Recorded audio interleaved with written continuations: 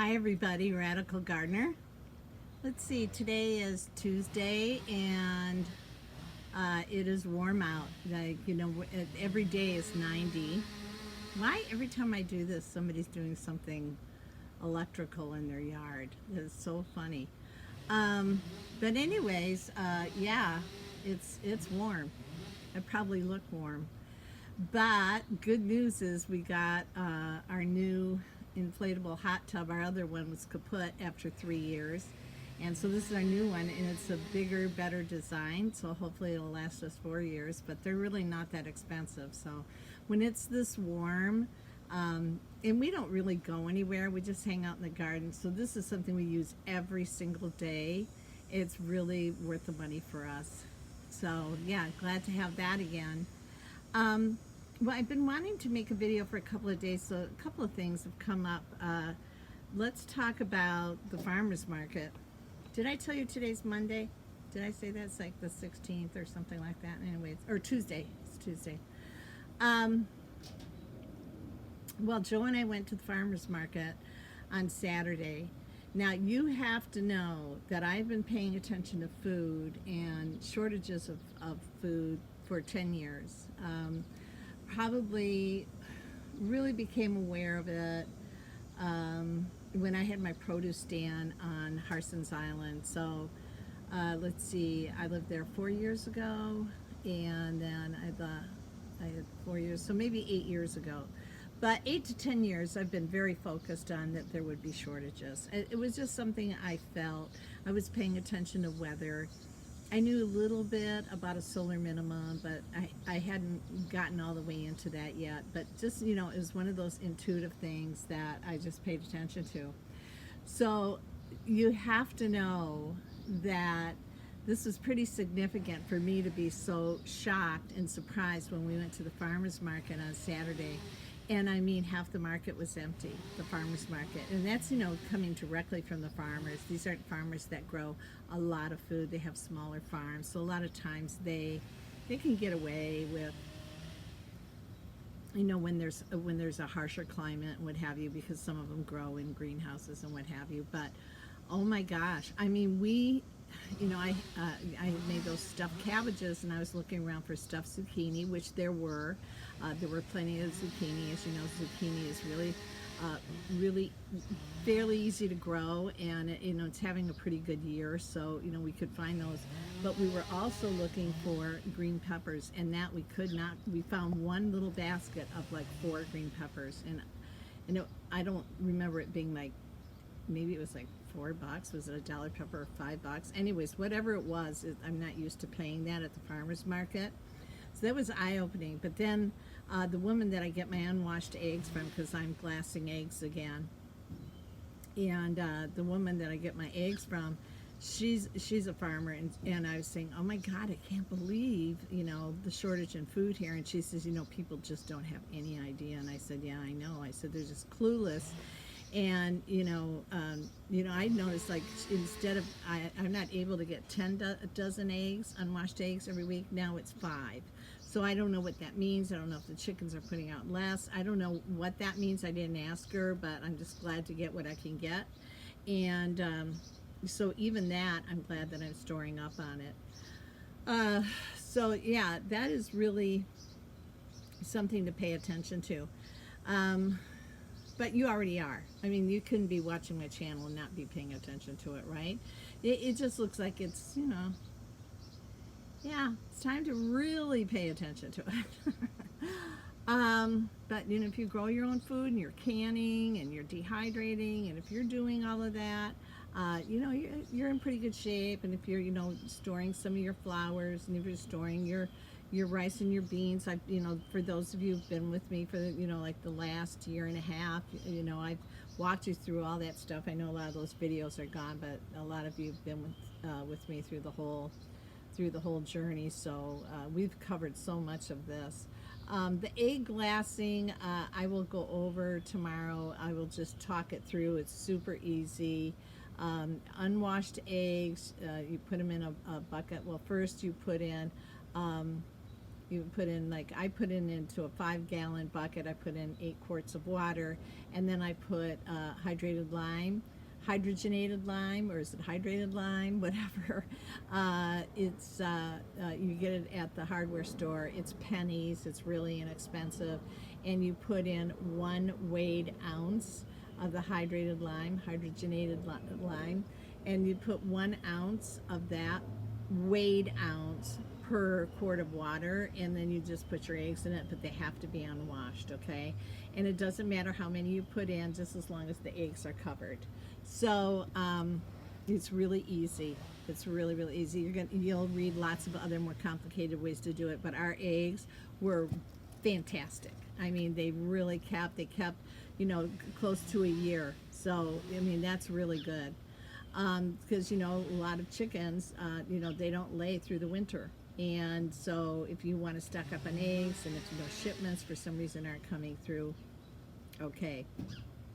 Also, I've been doing some research on just harvesting my quinoa, because actually quite a bit of it is grown, and it really looks good. And it's really flowering up with the grain sitting up at the top. It is a bear what you have to do. So it's got a husk on it, and you got to make sure to shake that husk off, and you've got to let it dry. I mean, it is not easy, right? So I mean, I really love it. I love how it looks, and and I am going to go through that. I mean, I'm going to do what I need to do to just get as much of it as I can. But don't forget that the leaves have protein, so you can be picking the leaves off all along and be putting them in your salads, and you don't even have to worry about that grain if you don't want to. Okay, so the whole plant is really nutritious, and so just know that. So if you find that daunting, which I'm finding it a little bit daunting, me, I like to keep it dead simple, but I think that this is something that I really want to keep growing, because I grew a lot of it in not very many buckets. It was really, really a really successful experiment. Let's see. Oh, okay. So what am I doing today? Well, actually, today I have been dealing with cryptocurrency, and I've thought about it off and on, and I talked myself out of it. And I don't know, something in the last week told me that I need to do cryptocurrency. And there's a way to do it so it doesn't cost a lot of money. And there's these cryptocurrencies that they call alt currencies that are really look like they may do something, and you don't have to spend a lot of money buying them. And I'm watching a couple different people, plus I've got 2 wonderful human beings helping me with it. I call him Florida Craig. He's from Michigan, and I met him. He's a subscriber to my channel, and oh my gosh, I'm so impressed with him. I mean, he's so thorough about everything that he does, where he lives, why he lives there. He does so much research about everything. I'm just so glad that he reached out and he offered his advice on so many different things, but cryptocurrency is one of them. And I feel as he does, and then also the other person that I've been working with is Craig from Radiant Creators, who's also another cryptocurrency guy, and he's been doing it for 2 years, as has Craig from Florida. So I call my 2 Craigs, Craig Florida and Craig Arizona. So they both helped me. I was on the phone with Craig from Florida yesterday and Craig from Radiant Creators today, and they both gave me almost identical advice. So, and they're both bright guys. They both have done really well with cryptocurrency. But I am feeling like the, what is it, the Deutsche Bank, whatever, the German bank. I think that they're going to go belly up by October. I've just got you guys, this is a feeling. And you know how I am about that. I'm just, I don't like to say I'm psychic, but, kind of am. I mean, when I get real strong, like I actually was getting nervous that I had to have some cryptocurrency. That's how strong that feeling was. And so it's really easy to get into once it was explained to me. I mean, it's 2 days. I've had kind of a, 4 hours of like tutorials between the two crags. And so I've opened up several accounts. Joe's going to come home and open up another one, and so there's one in his name too. And then we're just going to spend $100 a week, maybe $200, and we're going to buy 5 different cryptocurrencies. 4 of them that are pretty inexpensive right now, but I think they're going to climb. I got a feeling about them. And then also this we are going to buy a little bit of Bitcoin, but we're just going to just take it really nice and easy, and just have that money there. So I think people's remember, Trump came into, what was it, a $21 trillion deficit? I mean, he would have to be Houdini to turn that around, and he's done everything he can, everything from sanctions to all the deals he's made. I mean, the money's confiscated from pedophiles. I mean, you name it. I mean, I think he's just pulling every trick in the book to keep this economy afloat. And we've got to go back to the gold standard. He knows that better than anybody. But anyways, so there might be a reset of this economy. I don't talk about money ever because I care so little about it. But I also know you need a little bit of it to survive. So it's just something I'm really focusing on and paying attention to. And as I move through this, I will share my information, and I will share who I'm listening to. And no, it's not Cliff High. There's actually a woman that Craig, Florida Craig, turned me on to, and then I turned Craig on to in Arizona, and we're all really impressed with her. She's pretty interesting. I don't mean to be cryptic right now, but I don't really want to share information before I've got everything set in place, and I see that everything's working, and then I do want to share it with you, because as you know, I like to share anything that's working for me. I like to share it with you. I don't keep anything a secret. So I guess that's about it. I mean, the garden is just so beautiful. I got so much cabbage out of those what was it, 1, 2, 3, 4, 5 half barrels that I grew it in. I think next year I'll just grow 1 cabbage per barrel and just get huge cabbages in each one. But now I'm growing squash. The squash is just showing up beautifully. Everything behind the garage is out of control. I've got to get in there and add soil and some fertilizer to all the tomato pots. I mean, the peppers are really coming too.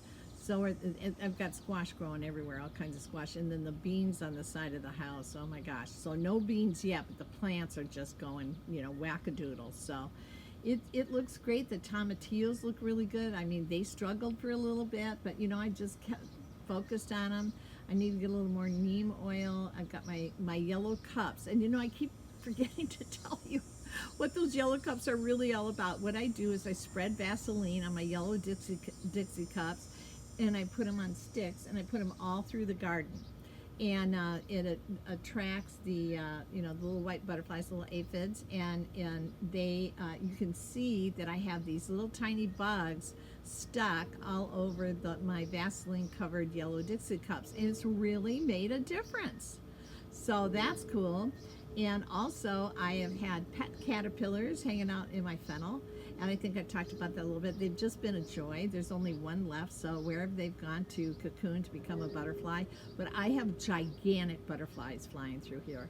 And I was sitting on the porch this morning, and how everybody on my block has a lawn, and then you get to my yard and it's all these plants. It was hilarious. I was sitting on the porch today, and there were like butterflies flying all over my garden, and like there was like Deadsville, everybody else's yard, and just showing how much you can influence your surroundings, nature, creating an ecosystem, and really creating something really quite magical and really beautiful. It just feels really good. It feels really good that I was able to have a part in creating something like this, because really it's all about nature. I mean, that's what's really allowing things to grow. But the fact that I was here and could just be a co-contributor is it's been pretty terrific this year. This has been a good year. Yeah. Yeah, I have really felt a deep connection to what I'm doing. So I just wish you all the same. So, anyways, that's it for me. Radical Gardener, from my garden to yours. May your garden always grow, please. I just wish that all for all of you. And please, sending you a ton of love. Have a really great day, all right? And stay cool, okay? All right, thanks. All right, bye.